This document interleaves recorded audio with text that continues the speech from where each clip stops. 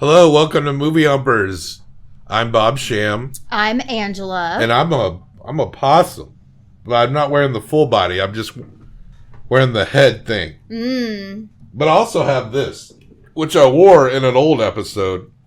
Maybe I'll pop this on later. It moves with your mouth. The scary possum. Yeah. It didn't have to be this gruesome, but like when we wanted a good possum mask, they just had to put blood on the mouth. Because we ordered it from a horror mask maker. Anyway, happy Halloween. Happy Halloween. Today is Halloween. I love Halloween. This is my favorite day. We did one other episode in which we did a movie review 6-pack in which we discussed 6 random-ass movies. Yes. It was a special episode. We were experimenting, and I think they're fun to trot out every few months. And so that's what we're going to do here. A movie review 6-pack. Our theme is, because it's Halloween... Halloween! We're talking about Halloween, the Michael Myers and Debra Hill created. As you can see, the information for the first one is already up here. You said Michael Myers and Debra Hill created. Oh, did I say? Yeah. I meant John Carpenter and Debra Hill created Halloween. Yes. The characters of Michael Myers. Laurie Strode. Oh, Laurie Strode. The original Halloween is like all those weird monster, weirdly, vaguely supernatural characters that just can't seem to die. They all started right here. Yep. In 1978 for John Carpenter's an independent film. One of the most successful independent films of all time. Yeah. And so what we're going to do is, this is our introduction. We'll get right into it soon. We're only going to have 8 minutes to discuss each movie. We're discussing the first 6 Halloween movies. Yes. Halloween 1, 2, 3, Season of the Witch, 4, The Return of Michael Myers, 5, The Revenge of Michael Myers, and Halloween Curse of Michael Myers. Yeah. Unofficially Halloween 6. We could sort of not count that one, but okay. Well, we have to. We'll it's get in our there. 6-pack. It's in our 6-pack. Don't give away that we hate that movie at the beginning. Paul Stephen Rudd. Introducing Paul Stephen Rudd, who was introduced in the movie Clueless that came out just like a few months before that movie was released. But maybe... That's hilarious. But maybe Clueless's production lasted longer than Halloween, so they thought it was going to come out. Yeah. Anyway, it seemed... Well, we'll get to 6, all right? But first, let's get into it. We're discussing 1978's classic, directed by John Carpenter, Halloween. Halloween night. A small American town. 15 years ago.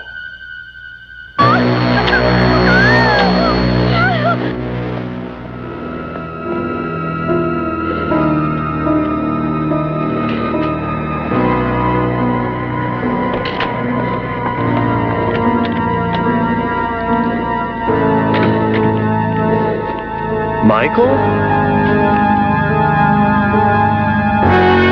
Halloween. I spent 8 years trying to reach him, and then another 7 trying to keep him locked up because I realized that what was living behind that boy's eyes was purely and simply evil.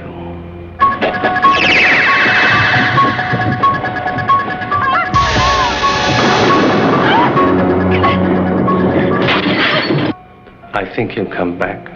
Exploring uncharted territory. Totally charted. Just talk. Sure. The only reason she babysits is to have Halloween.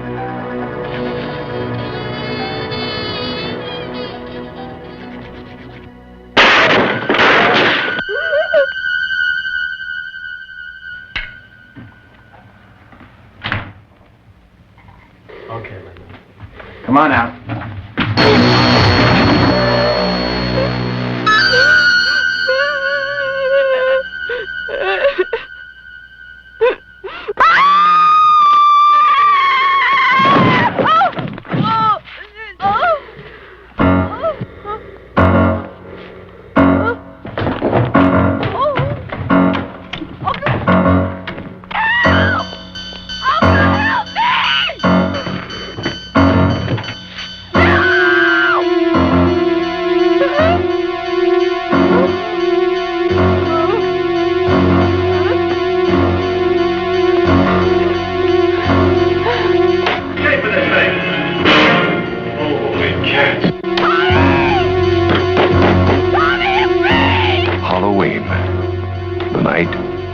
came home.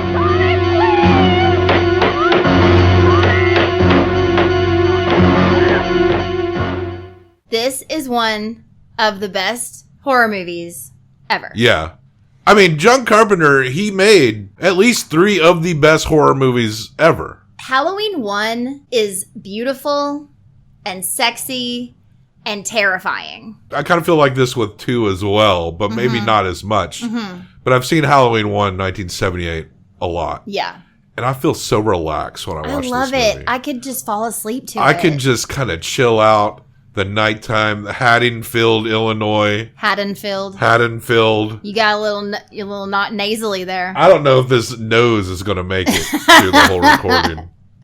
Yeah, Haddonfield. It's like the sweet little town that hell came to. I don't know if we knew. Did we know it was Illinois from the beginning? I think it wasn't until 4 or 5 where they say Illinois, but I'm not sure. I don't know. I mean, I guess it makes sense, like, area-wise and everything. I will also say, 1 is maybe the only time that Loomis was not overbearing.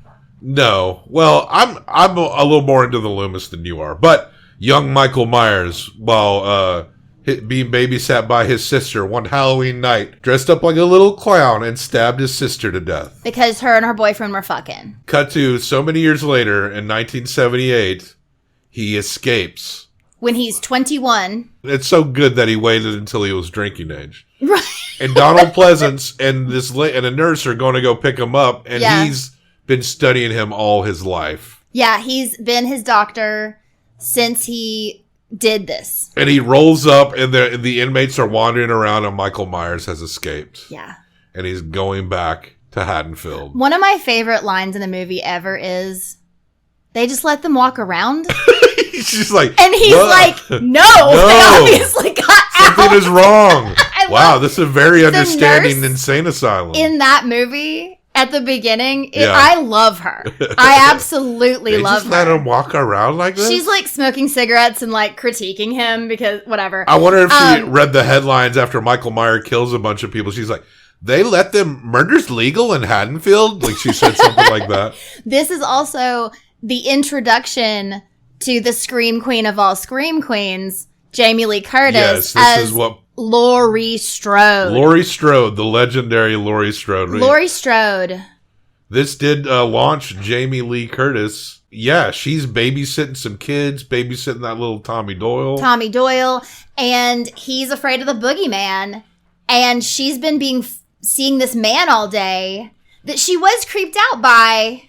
But she's trying to talk herself out of being creeped out by this guy. The way Carpenter is setting up these shots where you see him at a distance and everything's still genuinely scary. When she's in the school and looks out the window and he's standing by the car and then he and the car are gone, it's freaky. There is something that stands out still in approach and quality for this movie compared to all the other ones. This is the only one that Carpenter directed. Yes. And as far as I know, the only franchise within his world that he followed up on was Escape from New York. I think he directed Escape from LA as well. Okay. I think that's the only one in which he created something and kept going with the sequel. He produced up to the 3rd movie. Yes. The music in this is amazing. He does all of the music. It's some of the best music ever in a movie ever. I could just listen to the soundtrack of this movie. This is also what set up the entire, if you have sex, you're gonna die. A lot more of a prominent thing in the Friday the 13th movies.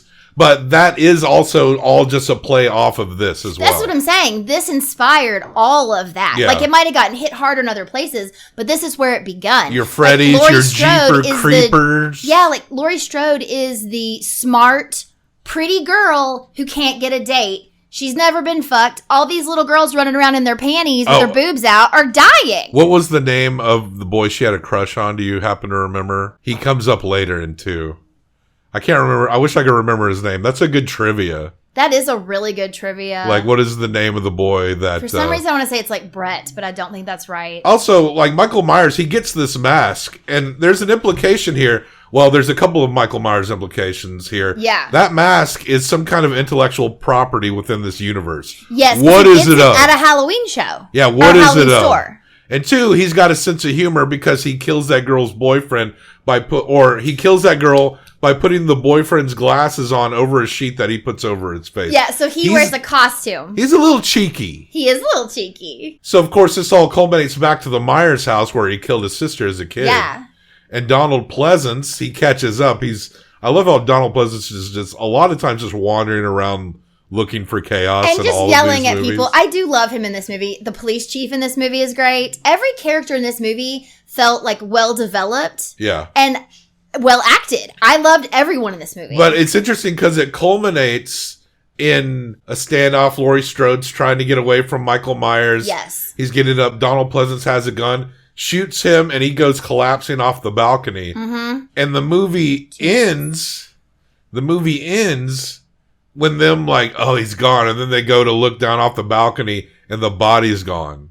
And in a lot of movies now, that's just like the fake climax that goes, you got to kill him one more time. But this was it. But the original was just like, that was the whole cliffhanger. Yep. Is that, oh, he's still alive. Also the moment where she looks at Loomis, Dr. Loomis, and says, "What's the boogeyman?"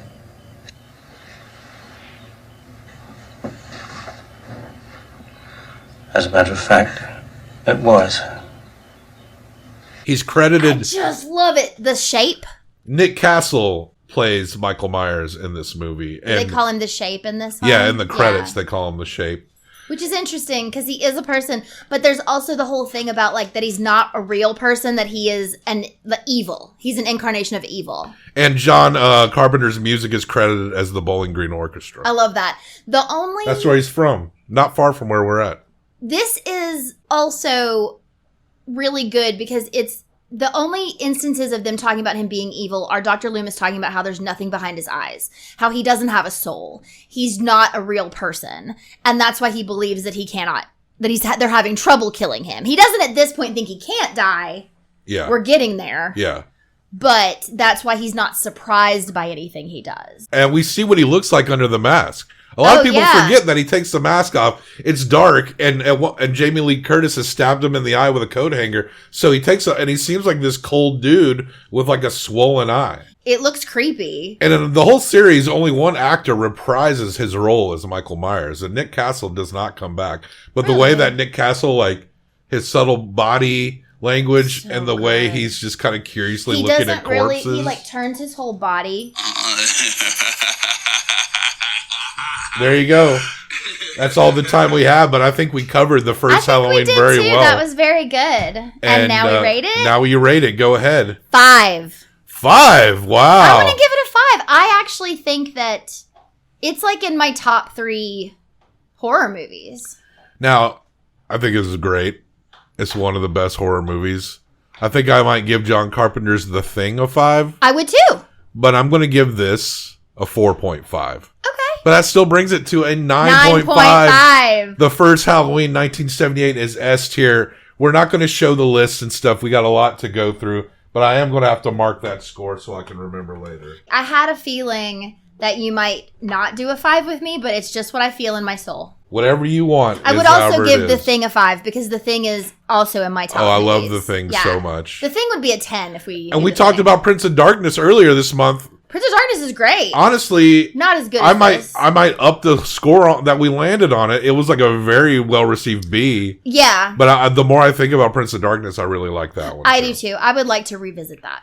All right, so you're going to watch the trailer for Halloween 2, and then we're going to discuss Halloween 2. I shot him 6 times. I shot him in the heart. This man, he's not human. Universal Pictures presents Halloween 2. More of the night he came home. Who is it? There was nothing within him, neither conscience nor reason, that wasn't even remotely human. This is some kind of a joke. I've been trick-or-treated to death tonight. You don't know what death is. Janet, go tell Mr. Garrett we're having trouble with the phones. There is no place to hide. He will always find you. What's this? It's a Celtic word. It means the Lord of the Dead.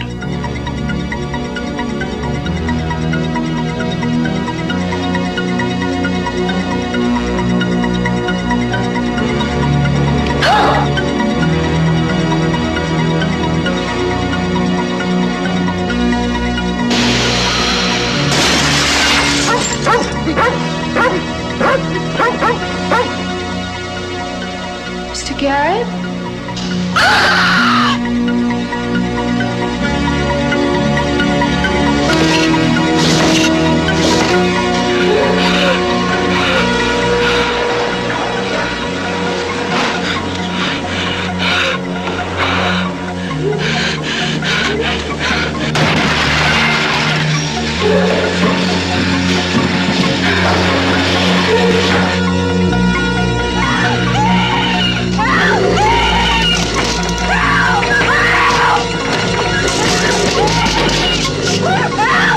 Halloween 2.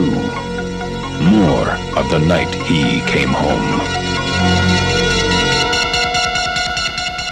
And we're back. And you had to explain to me that you work in a hospital. I was trying to do a hospital costume. Oh, I forgot to mention that Halloween 1, the budget was $300,000. It made $70 million. Oh my God. Of course it did. Yes.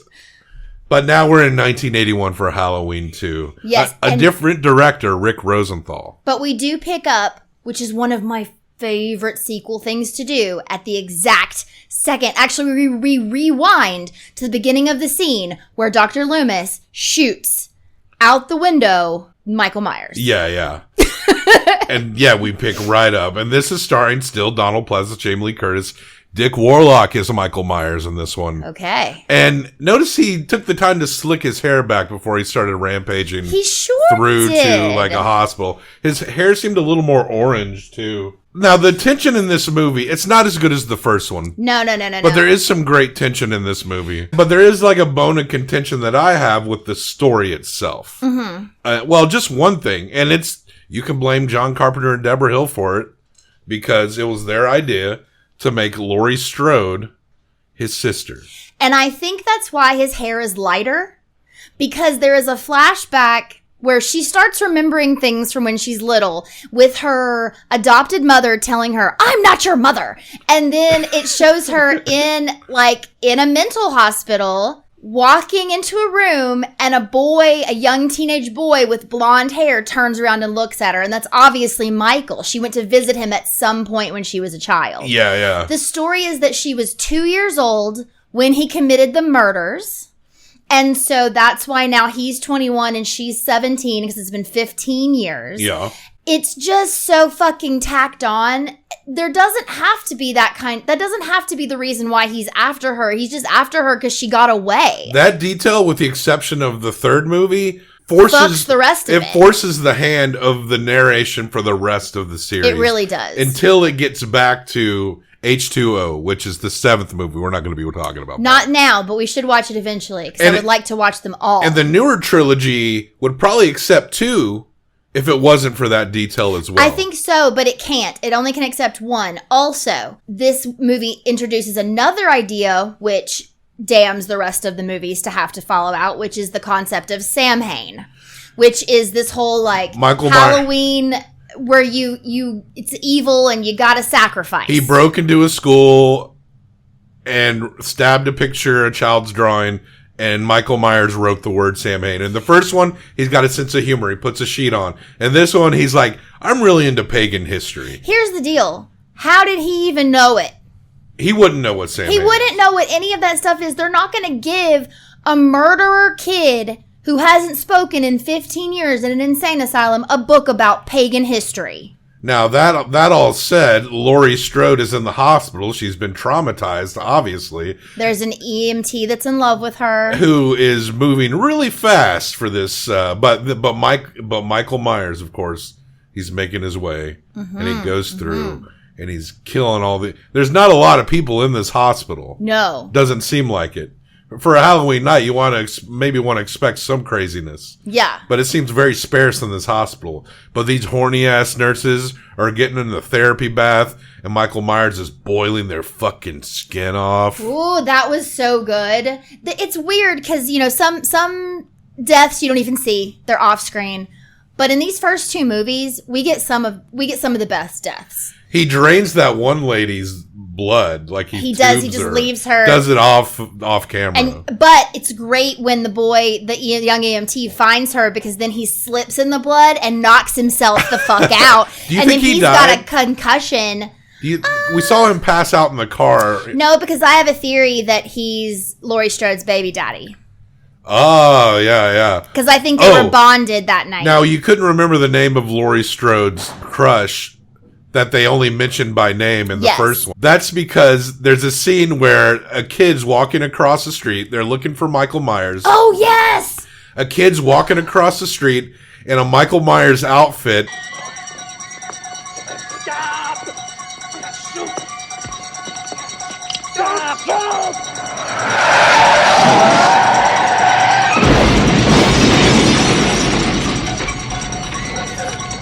Explode like this wild shit. Yeah. And they later reveal that the person who died was the name of the guy that Laurie was teased about having a crush on in the first one. So her crush randomly just decided, because we have established that that mask is indicative of some kind of intellectual property in this world. But he not only bought the same mask, he also picked out like a car mechanic's jumper, whatever that's called. He just so happened to go for that Michael Myers the exact same aesthetic. outfit. He also looked in the scene, and I don't know why, like he had bloody hands. Yeah. Maybe he was a second killer. Maybe he just decided Copycat. Copycat straight off, but he didn't make it. He didn't even cross the street. No, but yeah, everybody from security guard, obviously, the thing is Michael Myers doesn't like it when you're fucking, but also if you're in his way, he's just going to kill you. He doesn't really, it's not like a vendetta. In this one, they focus more on he's trying to get to Laurie because for some reason he needs to kill her because she's his family. The tension that's established of Michael chasing Laurie through the hospital, that stuff is actually pretty good. And then she's trying to get out, but he's killing everyone that's left in the hospital. Donald Pleasance runs up to the hospital. He knows something's going wrong. I'm sorry I left you. Are you all right? Why won't he die? Get away from him! But he stopped breathing! No!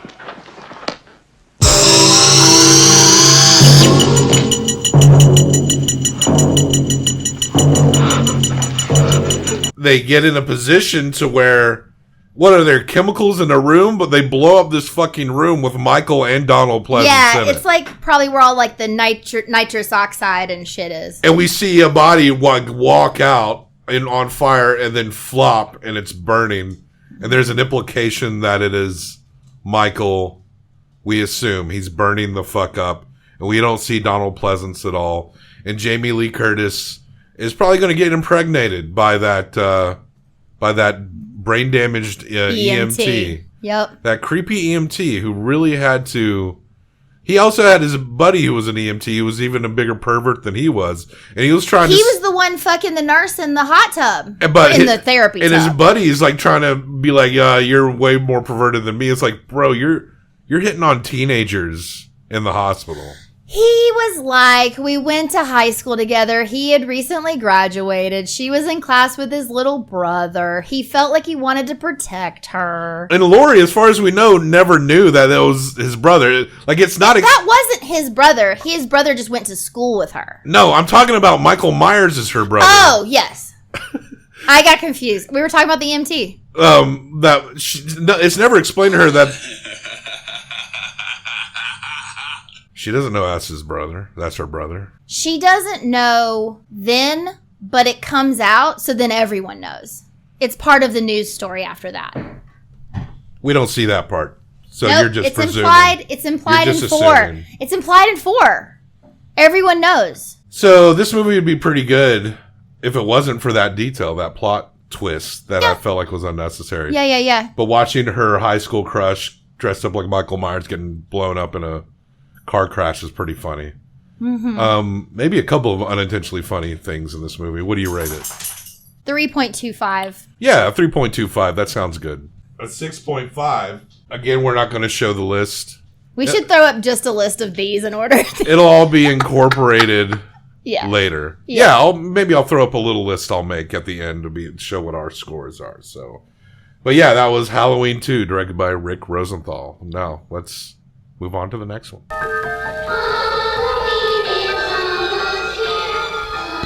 You don't really know much about Halloween. Halloween, the barriers will be down between the real and the unreal. And the dead might be looking in. The last great one took place 3,000 years ago when the hills ran red. Halloween, the children. You happen to know anything about this Cochran? All I can tell you, mister, is watch out. He's watching you, friend, I guarantee you that. Trick or treat. Hey, Mr. Cochran, just what is the final process? Fellas, I was just kidding. Witchcraft. To us, it was a way of controlling our environment. Hey!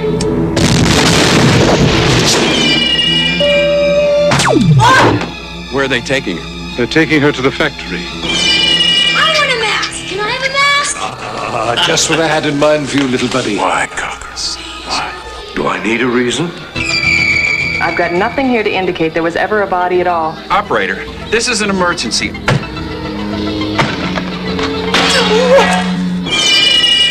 I do love a good joke, and this is the best ever. A joke on the children. I'm glad you'll be able to watch it. You've got to believe me! They're going to kill us. All of us. Stop it!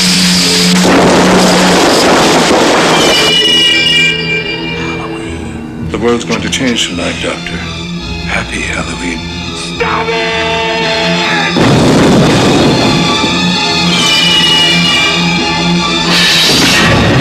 Halloween 3, Season of the Witch, the night no one comes home. Season of the Witch. All right, and we're back. We're back! And you're fogging up. Okay, we'll see if this can work. You kind of look like Michael Myers without the mask on. I bet that's what he would look like. After the fire. All right, now we're talking about Halloween 3, Season of the Witch. I love this movie. This movie has a cult appreciation. I'm in that cult. As you can imagine, at the time, people were very confused when they went to the movie and they saw that Donald Pleasance was not in the movie, Jamie Lee Curtis was not in the movie, and there was no Michael Myers in the movie. I'm sorry. The movie Halloween is in this movie. That's true. Michael Myers... They are watching Halloween. Halloween is what is going to be on the television before the commercial plays for Shamrock masks. Yeah, Silver Shamrock? Silver Shamrock. Is that what it's called? Yeah. Yeah, there's this company that puts out these masks, and I'll say, I don't know if we can really concisely put this movie together in 8 minutes, but it's written and directed by Tommy Lee Wallace, but it is produced by John Carpenter and Debra Hill. Yeah. And a whole new score by John Carpenter and Alan Howarth, who helped with the music in 2. Yes. And the music in this one is a whole new score and is fucking great. Honestly, my favorite part of Halloween 3 is the score. I love the score. I love the masks. I think we can do this because if we don't get lost in the details, how about I go through it and you stop me when you want to say something funny? Okay. Okay, so at the beginning of this movie, there's a man running for his life.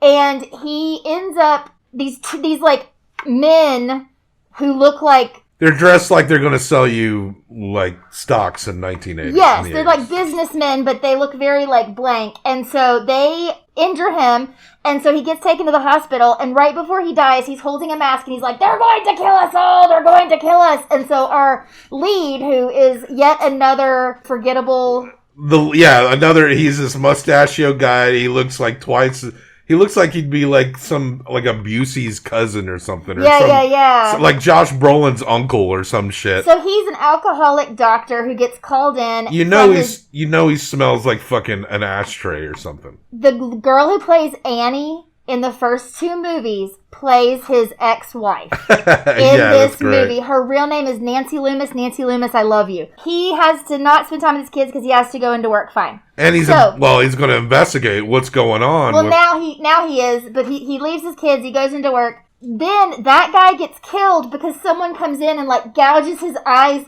He goes in through his eyeballs and pulls out his nose bone, murdering him. The kills in this movie, oh my god, are actually kind of amazing. So amazing. And so then he's like, I gotta figure out what the fuck's going on. Fast forward to like a week later, the guy's daughter is like, hey, can you help me? I found you in this bar, but I need to know what my dad said at the end of his life. And he says, oh, they said they were going to kill me. And she's like, oh, I think it has something to do with these masks. And so they go to this little town where the mask factory is, which is like a few hours drive away. Oh, and you're hearing this jingle. Yes. By Silver Shamrock. It's basically the London Bridge song, but like it's 7 days to Halloween, Halloween, Halloween. 7 days to Halloween, Silver Shamrock. And Silver Shamrock, they sell these masks. One is a witch, a skull, and a pumpkin. And kids love these masks. Like parents, they're going off the shelves all over the country. Yes. And so, dude, this doctor guy who's now an investigator goes with the dead guy's daughter, and they go to where they're manufacturing these masks. And they say that they're husband and wife, and they get a hotel room, and everyone in this hotel is Irish there to get the mask. Yeah. Yes, everyone in the town is Irish, but everyone in the hotel is there to get masks.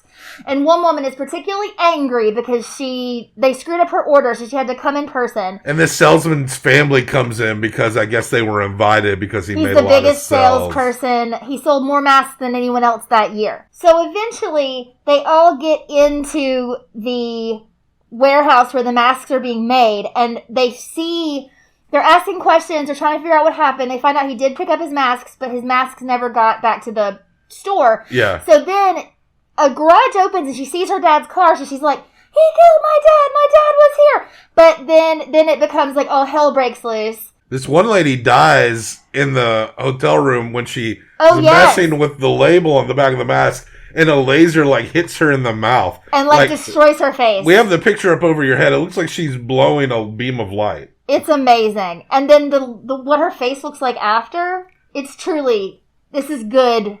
This is good movie magic makeup. Oh, yeah. It's so It is the best part of this movie. It's like, this story is insane, but you relish in these kills. The kills, but also, then, when they're chasing, I don't even know his name, Mustache. They're chasing Mustache. Yeah. Trying to get him. And the family has gone off somewhere else, right? They've been rushed away somewhere. They don't know anything's wrong. Yeah. And so they're chasing him. He ends up in this room with this old woman, and he's like, where did they take the girl? And she falls apart because she's a robot lady. Yeah, and that's my favorite part. All the guys in suits are like automatons. They're like, this dude who's played by Danielle Harris, he runs this.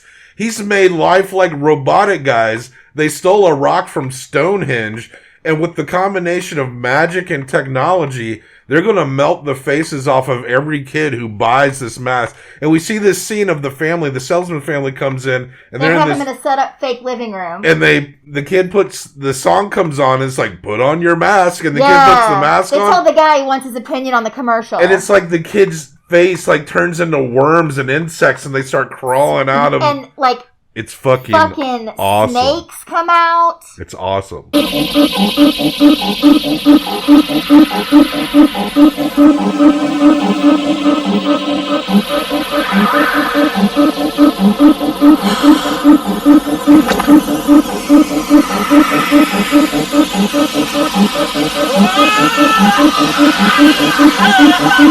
It's so fucking cool. And then the snakes and shit kill the parents. And so then they sit him in a room with a mask on his face to watch what's going to happen. And he starts masturbating.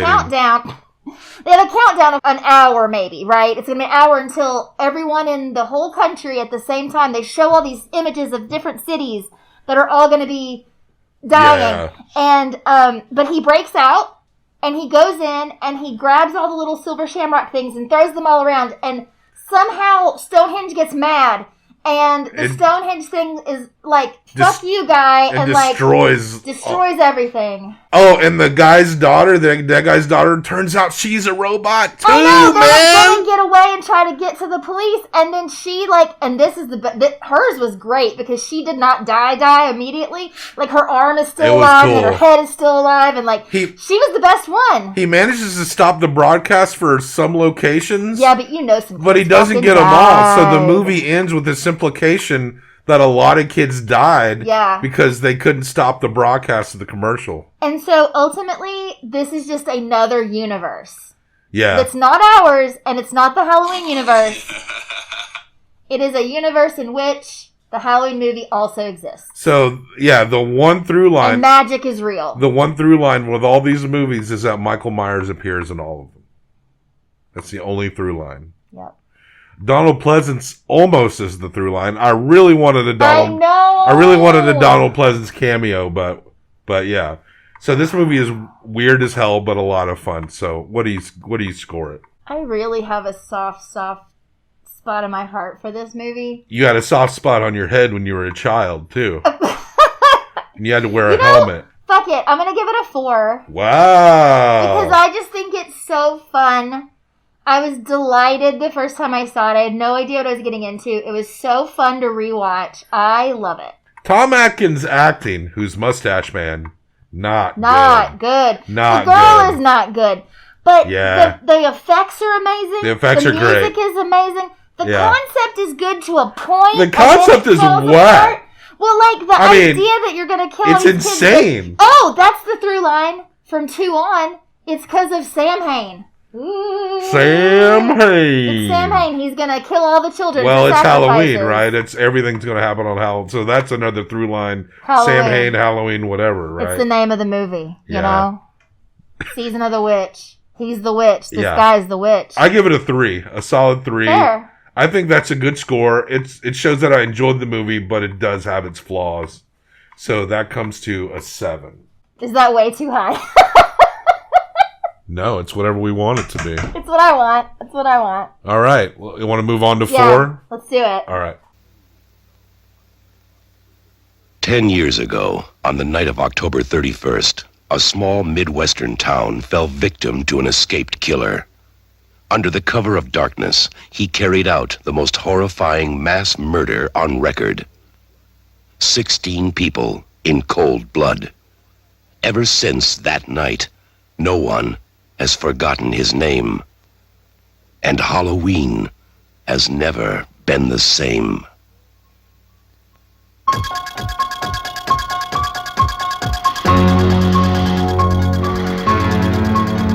Now, Michael Myers has come home.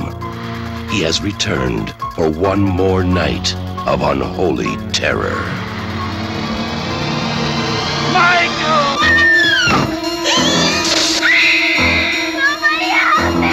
He's here to kill that little girl and anybody who gets in his way. Oh, God! Who's gonna be next?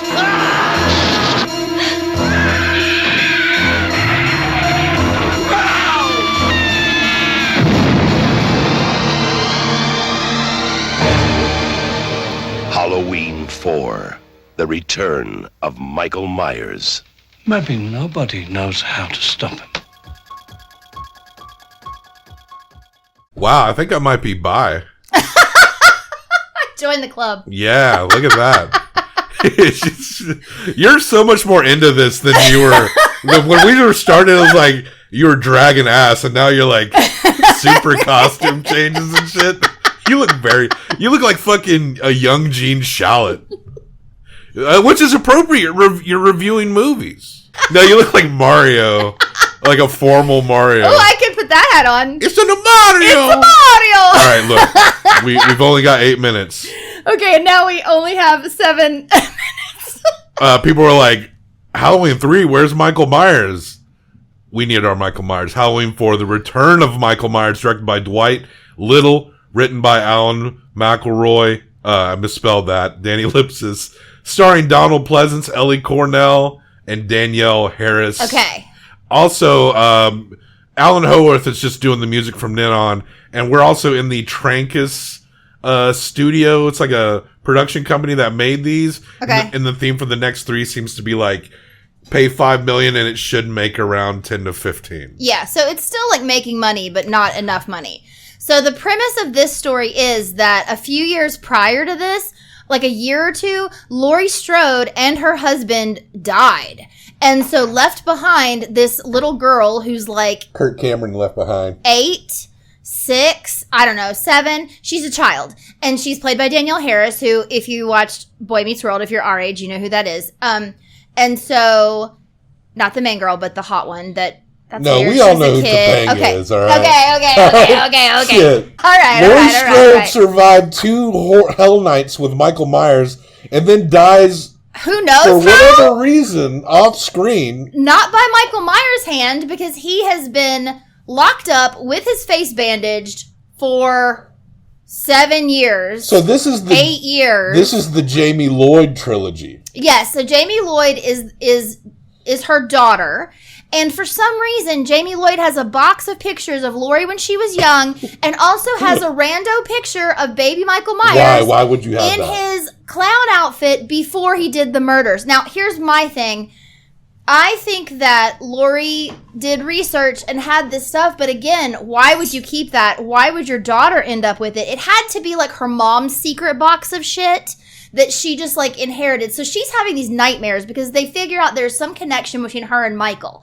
And so Michael has a cool tattoo on his wrist too. It really gets over the rune shit and the who gives a fuck. We thought 3 was going to be hard to surmise, but this one might be harder. Well, I think all we have to really say is that this kid and Michael have a connection with each other, and Michael escapes again because someone wants to move him, honestly, mostly to get rid of Loomis. So he's the uncle.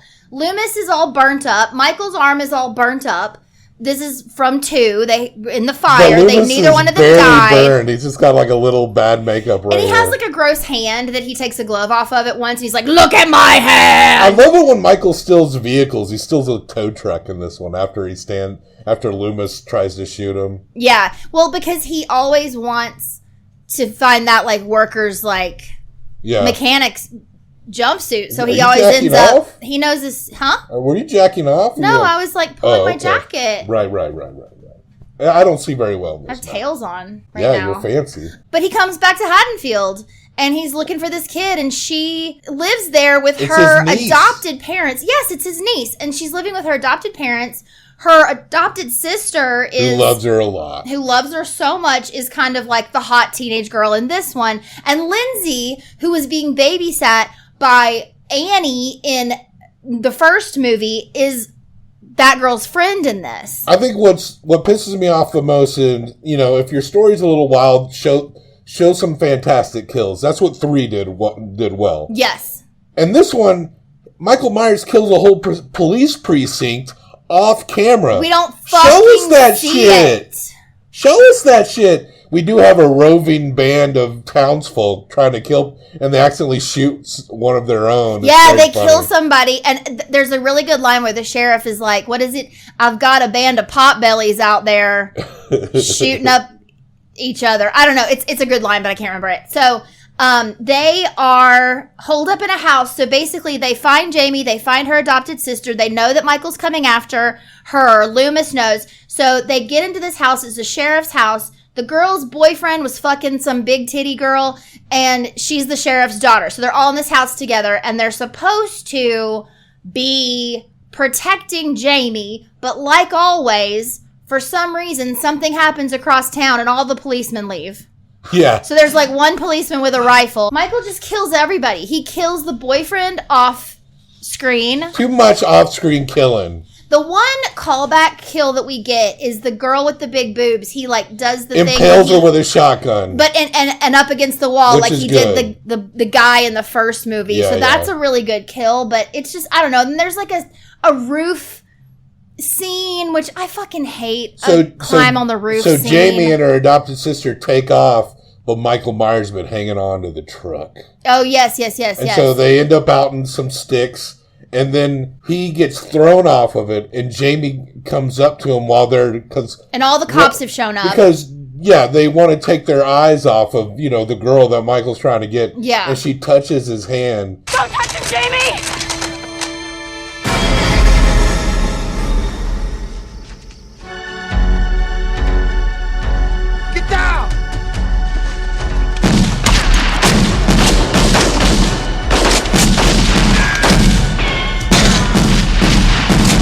And then all these cops just unload all these bullets. Like he's getting like just lit up. Shotgun blasts, all kinds, just getting smoked up.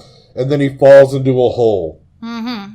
The end. He falls into a hole. We actually have another minute and 20. Okay. But I think we told the whole thing. I mean, one thing to note is that Jamie, after that, she's dressed up like a clown. That's the costume she picked out. Oh, yes. They get back to the house, and the stepmother's like, oh, my poor baby, my poor Jamie. And the sister, they're like, oh, poor sister.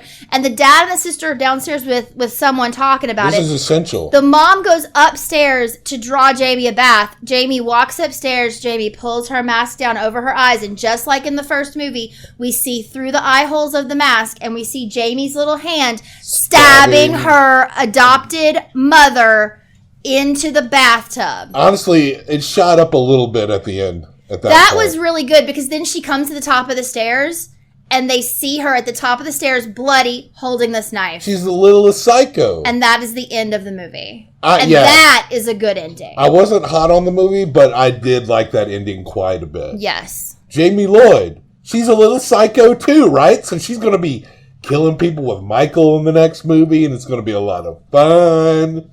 Right? She's going to be a little Michael Myers. She's going to have her own little mask. How cute would that be? Her own little jumpsuit. Listen.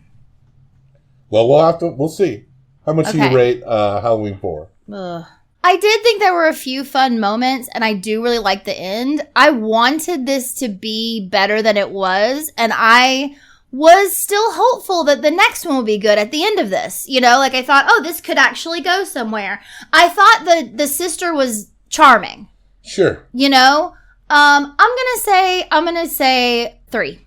I feel like you were very generous. I am being very generous. You were being very generous. I'm giving it a 2.25.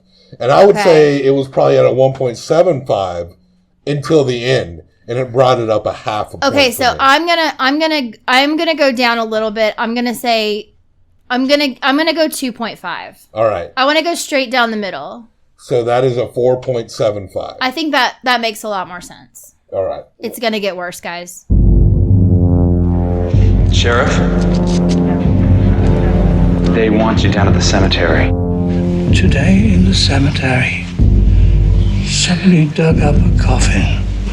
It was a coffin of a 9-year-old girl. You've come back to us, Michael.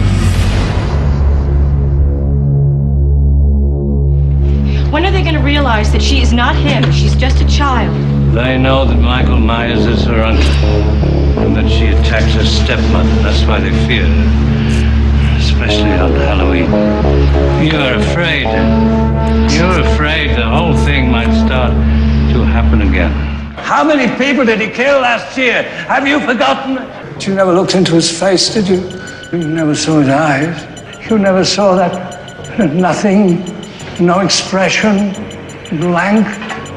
My memory goes back 12 years. I prayed that he would burn in hell, but in my heart, I knew that hell would not have him. Michael Myers is outside. The National Guard will take him to a maximum security facility, where he'll stay till the day he dies. Never die.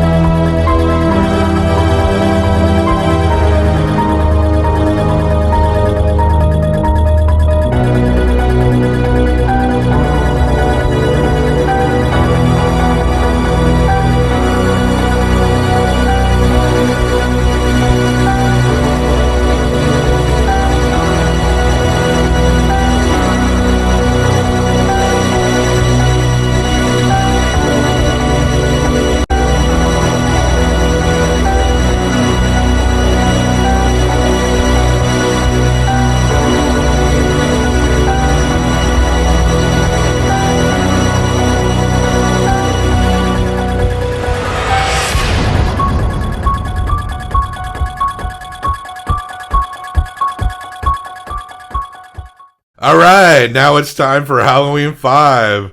Look like you're in the Sweaty Balls skit from SNL. Yeah, 3 cheers. Halloween 5, The Revenge of Michael Myers, directed by Dominique Athena Girard from 1989. Yes. Written by Michael Jacobs, Shim Bitterman, and Dominique, and the director. Starring Donald Pleasance, Danielle Harris, Don Shanks as the Boogeyman. It is a year later. It is Halloween in Haddonfield. And because Jamie tried to kill her adopted mother, she is now in a child's home. There's a lot of kids in this home. And she's mute, and she's got a little crush. Billy. Who has a little stutter. My name's Billy. And it's cute, though, because he has a little stutter, but he understands what she's trying to tell people, so he'll, translate what she means to say. She also has, a little chalkboard. Her sister's there. Her stepmom did not die, but for some reason, this family, on the first anniversary of Michael Myers coming back to Haddonfield and ruining this little girl's life and the mom almost dying, they choose to go on a trip. So on Halloween, leaving the kids. So the daughter's supposed to go meet them. Oh, we have a flashback of what happened to Michael after he fell in that hole. Oh, yeah. Apparently, they firebombed it. They didn't show that at the end of 4. Yeah. But he went through the hole, came out the other side, found this guy living by a river with a parrot. The guy literally nursed his wounds for a year. A solid year. Even though he got shot in the heart. So there does appear to be a little mild mysticism going on with Michael. Oh, always. Always. He doesn't die. Yeah, he can take a full-on blast shotgun blast straight to the chest. Absolutely. So he kills that man. Once puts his mask back Halloween on. comes back around, and then he's going back to Haddonfield. And so Danielle Harris is the real girl's name, but Jamie is having these convulsions because now she's really connected to Michael. This is when she can feel him and see him, and she's freaking out all the time because she's worried. They had this little girl seizing and convulsing through a third of this movie. It had to be so fucking hard. And then randomly she started talking again. But you were so mad at Donald Pleasance in this movie. I was not. I am on Donald Pleasance's side. He was just literally, he'd go from 0 to screaming 2 inches from a little girl's face. That shit was so funny when he's supposed to be a therapist. When she's laying on the bed. We both know he's alive. But you know where he is. Why? Why are you protecting him? What about your stepmother, Jamie? You love her, don't you? He made you stab her. You need to get over this now. You need to get your shit together right now. This is why I wore this outfit, because I'm going to be wagging my finger around it. You're going to Karen out on this situation. Today, because she is an 8-year-old. You need to Cut her some fucking slack. You need to talk to Donald Pleasance's manager. Okay, listen. Donald Pleasance says, I am the manager. Yes. His burn makeup's a little more subtle. This is what I think is funny, and I don't know if we mentioned this. The reason that Michael Myers got out in the last movie was because the doctor who was in charge of him just didn't want to deal with Dr. Loomis anymore, so he was transferring Michael so Dr. Loomis would get the fuck away from him. So, that man also wanted to speak to Dr. Loomis. Also, and we'll only mention this we'll probably mention it again, a man in black. A man in black. Has arrived to Haddonfield. Yeah, we never see him in this one, but there's some black shoes. Yes. And the Strode house. Well, I say the Strode house. Strode Realty's been trying to sell this house since the first movie where Laurie Strode was dropping the keys off, and when Michael first saw her. They're trying to pass his shit off as the Myers house. It's not the Myers house. No. It's a different house. It's a different color. It's got it has one of those little basement tower things. Yeah, it's not the Myers house. But they try to say it's the Myers house, and of course he always goes back to the Myers house. Obviously, when they made this movie, they didn't anticipate that we would pay for a DVD collection and watch each movie back to back to back. They did not anticipate that. They didn't think about us. They should have. So, what happens is the sister is supposed to go meet the parents, but the friends are trying to convince her to stay and go to this party. Now, she dies. So, the friends think she went to the mountains, and I'm sure the parents think she stayed for the party, so no one knows she's dead. And no one knows she's missing because Michael's taken her for this crazy tableau he does at the end. Then he kills Tina is the girl's best friend, kills Tina's boyfriend. I was really locked into the music that Tina's boyfriend was listening to. Like, this is this movie's idea of what a tough guy would listen to. Yeah.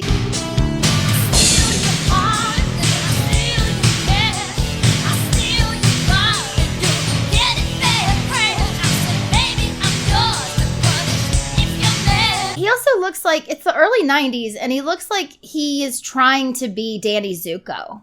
Yeah. And he's in love with his car. But anyway, he dies. There's another girl who's supposed to be trying to lose her virginity at this party. And then there's Tina. And so Tina's boyfriend's name is Mike. Yeah. And so Michael Myers kills her boyfriend, steals his car, goes to pick Tina up at 8 o'clock for the party. And she's all like, Mike, unlock the door. She fucking gets in the car with him. He's wearing a mask that she had bought for her boyfriend, so she doesn't realize, and she thinks her boyfriend's just being a fucking creep. So ends up that Danielle at one point is like, there's something wrong with the dog, and at one point is, there's something wrong with Tina. And Loomis keeps having the cops check it out, but they're not finding Michael, so they don't trust it. Right. But she is having visions of where Michael is and what's happening because they're connected. Yeah, they're uncle. Relatives. And so they end up getting to this party, and, you know, at some point everyone decides to go skinny dipping, and there's some police who are supposed to be watching Tina, but Michael Myers kills the police, and then the guy and girl who are losing their virginity in the barn, he kills them, and then Tina's the only one alive. And so that's when somehow the kids... Well, Tina gets stabbed outside the party, and Loomis is like, we need to take Jamie back to the Myers house. But what I was going to say is, before that, they're having a Halloween party contest. And so Jamie has a convulsion and, falls off a balcony or something. Yeah, it's stupid. Anyway, but and then, they take her. Whatever, okay, fine. Go to the Myers house. It looks completely different. We got to use you as bait. It looks completely different than we've ever known. There's a cop trying to help her out. There's this one scene where Michael's in the house and Loomis just starts dialoguing and walks up to him like they're old buddies, right? He's standing right next to him. Oh, she's not up there, Michael. She's down here in the middle of the old house.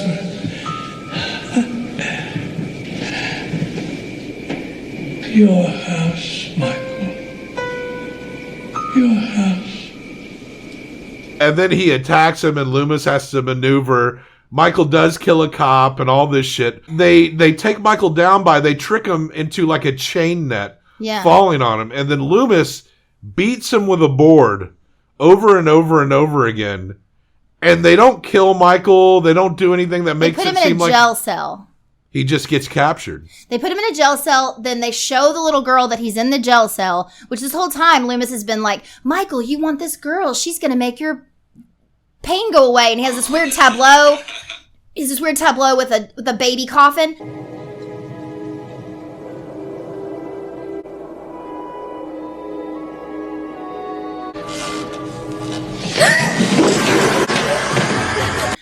But at the end of the movie...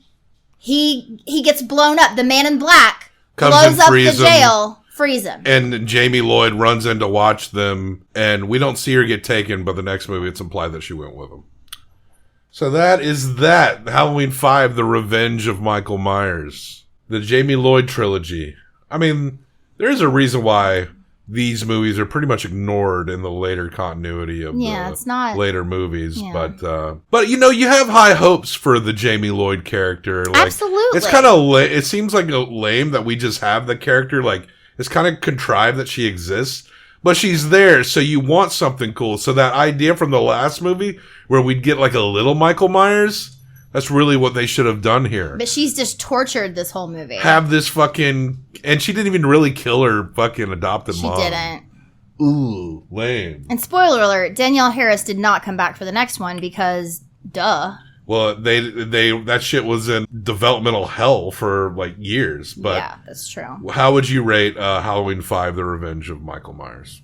1.5. I'm going to give it a 1.75. And actually...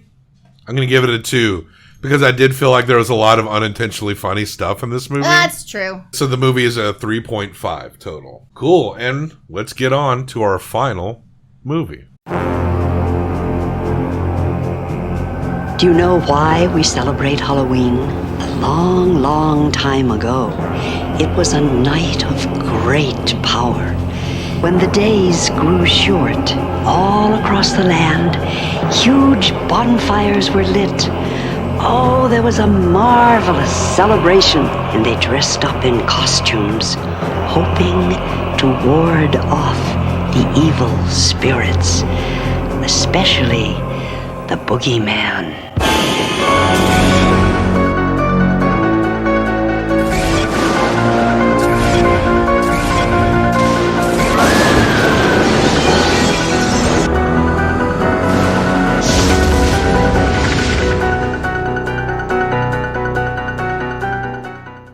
Halloween, The Curse of Michael Myers from 1995. It was 6 years from this to the last one. Yes. And so we're going to get the update on The Man in Black. Don't get excited. It's directed by Joe Chappelle, written by Danielle Harris, starring Donald Pleasance, rest in peace. I think he passed away during or a little after this movie came out. I liked him in this movie. Paul Stephen Rudd makes his debut as Tommy Doyle. He plays Tommy Doyle, Marianne Hagen, and George P. Wilbur. And so we open up on Jamie, who is now 15. She's grown. Giving birth. And pregnant. We don't know who. She was taken by the Man in Black. So at the end of the last movie, when he released Michael Myers, he did come back and grab her. So the Man in Black has been keeping Michael Myers and Jamie for all these 6 years. And she is now having a baby, and we don't know who the fuck did that to her. And so she goes to a bus station and... steals the baby, goes to a bus station. Stashes the baby, and gets killed by Michael Myers at the bus station. And in a barn. That's a grotesque kill. Yeah. Because he puts her on this, machine. Right. That was a pretty decent and turns kill. On the machine, and it's, tearing up her chest. So Jamie Lloyd, who they've developed this character, who you wanted to be this tiny little killer, just ended up being fucking kill bait by the time they finally came back to this movie. Yep. And before she stole the baby, they had painted that weird symbol that Michael Myers has tattooed on his wrist and the Man in Black has tattooed on his wrist. They painted it in blood on the baby's chest. So Tommy Doyle lives across from the Myers house, because why not?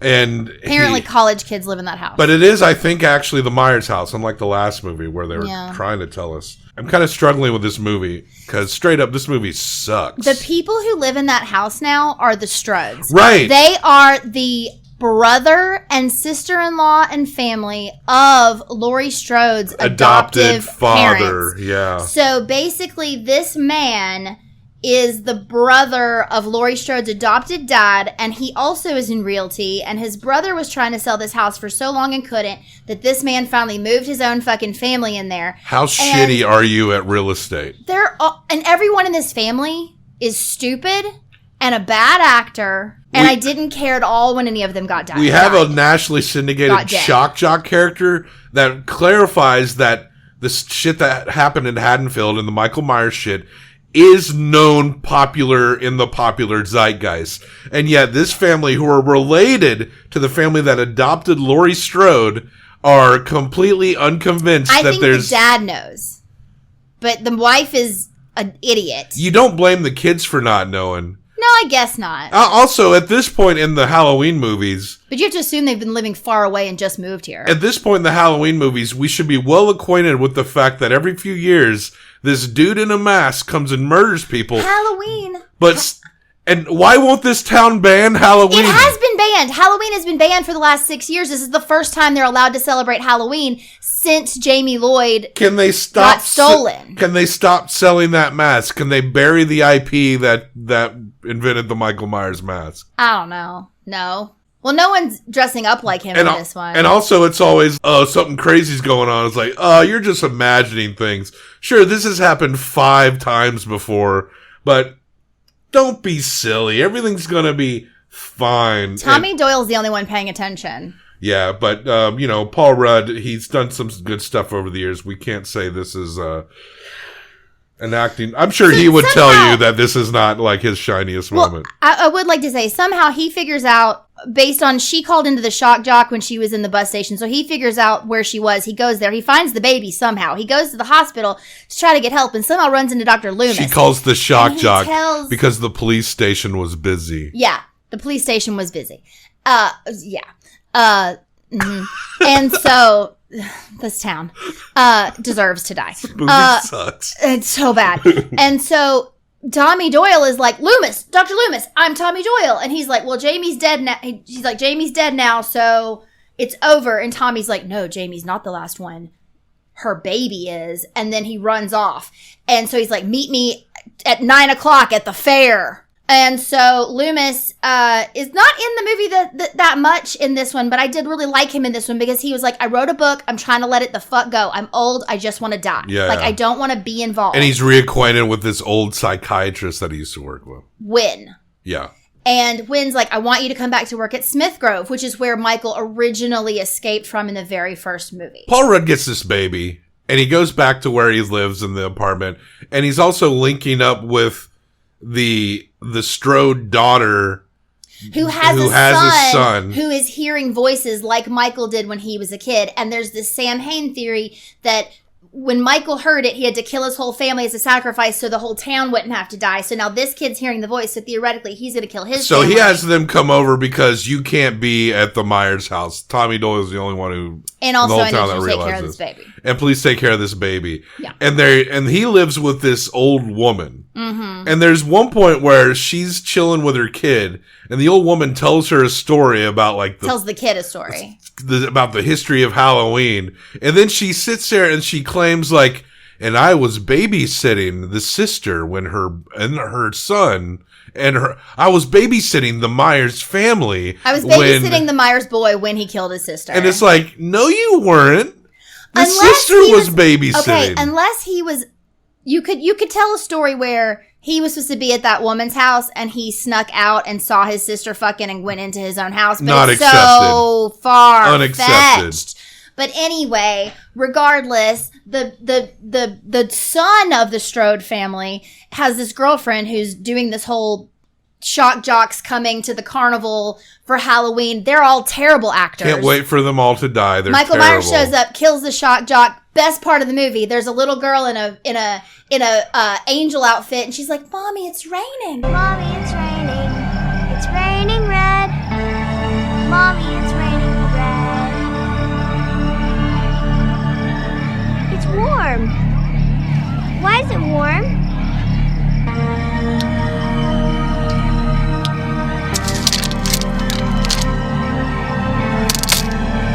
It's raining. It's raining red. It's warm. And then she turns and goes, "It's warm." And Tommy Doyle's like, and it's the fucking shock jock bleeding out, strung up in the. That was good. That was the best part. That was the best part of the movie. So yeah, long story short, the brother and sister go back to the house to fuck, and the older sister, who's supposed to be watching the baby, runs over to try to save them, and then the baby gets gone. Tommy Doyle comes back, and now Loomis is there. Loomis is like, we got to go to the place where he spent his... But also the whole, the town and the lady that Tommy Doyle lives with. And the man in black turns out to be the psychiatrist Wynn. They're all in Tommy Doyle's house. Wynn is there, and the old lady's evil. You know damn well that it was not originally thought to have this...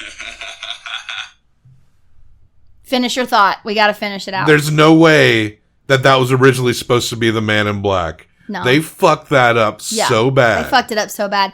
It's also stupid, but they end up back at Smith Grove, and under Smith Grove is this dungeon where I guess that's where he was keeping them for so many years. It is a haunted house. Strobe lights. There's smoke and everything. Coming down. There's smoke. And somehow in the bottom of it, I swear there's a black light room at some point. I know, the baby's there. They brought the little boy there, and there's somehow going to be a surgery, but then they all just get murdered because Michael Myers is there, so they all get murdered, and then there's this fight between Tommy Doyle, the girl, her kid, and the baby are there, and they fight Michael, and it somehow Tommy Doyle smashes his face in until there's goo coming out of the mask, and yet his body disappears.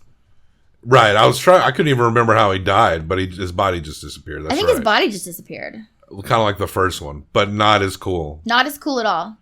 And the fact that like there was like green goo coming out of his mask made zero sense. Also, if you're prone to seizures, don't watch this movie because the director keeps doing these flashing images of like strobing effects, and not in a good way. And then when we get to the mental hospital, it's just so fucking constant. It's annoying as shit. It's horrid. It's difficult to watch. What do you rate Halloween: The Curse of Michael Myers, our last in our Halloween 6-pack movie review special edition? 0.5. Gonna give it a 1. I almost gave it a 1. But I can't think of anything I like about it except that little girl dancing in the rain blood. Two cool kills, and that girl being like, "It's warm." That was the best part. I'll give you a 1 for that. 1.5. And that is our third F. That is our third. Very, very deserved. This is a bad movie. I think it is pretty much, well known that The Curse of Michael Myers, especially out of all 6 of these, is probably out of the whole franchise, is probably the worst. Definitely out of the whole franchise, it's the worst. The third of the new trilogy really goes for it, but it does have a cool part at the end where they grind them in the machine. I am okay with all of the new trilogy, mostly because of how like referential it is to the first 3. It is kind of nice. I like that it's very much an homage. It's a love story to the first 3 Halloween films. And there you have it, folks. I'll just go ahead and throw the list of all the Halloween movies and their ratings right now. You see it on the screen. We'll incorporate them into our lists later. Mm-hmm. But this has been Halloween Humpfest all month long. Every weekday, we talked about a movie. And we're getting tomorrow's Wednesday, so we're getting right back into our regular flow of things. I don't even know as of now, probably one of our movie roulettes or something like that. Yeah. But yeah, I hope you all had fun getting 5 drops a week. We're a little too old to really do a bunch of shit for Halloween, but like we love the spirit of it. We love watching these kind of movies this time of year, and we do enjoy dressing up. You culminated it all into dressing up like a Judd. This is most of my Winona Judd outfit. I thought you're a lost Judd sister. Cheyenne Judd. Ooh, Cheyenne Judd. Yeah. All right. Yeah. You're trying to break out big. The one with glasses. Yeah. The Judd with the glasses? Cheyenne? No one remembers me. Turn me loose, right? Or what's that one? Tell me, Grandpa, tell me about the good old days. Yeah. Mama, he's crazy over me. Happy Halloween, y'all. All right. Happy Halloween. Check our show notes for links and other places to find us. We hope you had fun all month long. Probably was so much you weren't even able to keep up with it. But we hope you watch this one. Even the ones that sucked, it was kind of fun going through them all. And you know what? They're always going to be here. Have a little Halloween all year. Yeah. Come back and watch one you missed. Yeah, man. Yeah, you can come back anytime. Keep Halloween alive. We keep Halloween alive in our house all year. That's right. So yeah, check the show notes, links, other places to find us. Like and subscribe. Liking and subscribing is big for us right now as we're building our show. We're getting slow growth, but like it's organic growth. It's real people. It's not a bunch of like bot loads and shit. We're not paying for bot followers and shit like that. No, we need real people, real shit. That's how we do around here. All right? Yes. So now one last time, we wish you a happy Halloween. Death to all traitors. Traitors, death for me.